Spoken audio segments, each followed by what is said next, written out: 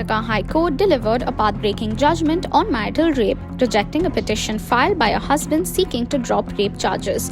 The husband's wife charged him under Article 376 and 377 of the IPC. The bench, led by Justice M. Nagaprasanna, observed that a man is a man, an act is an act, and a rape is a rape, be it performed by a man on the woman.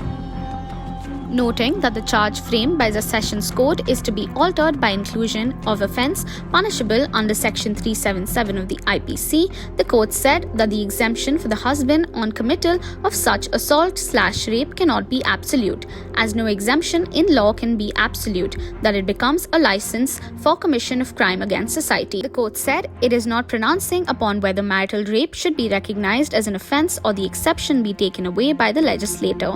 It is for the legislator on an analysis of manifold circumstances and ramifications to consider the issue. The court also gave the green signal to the Sessions Court to try the offences alleged under the POSCO Act against the husband based on the complaint filed by the wife for alleged sexual assault of their daughter.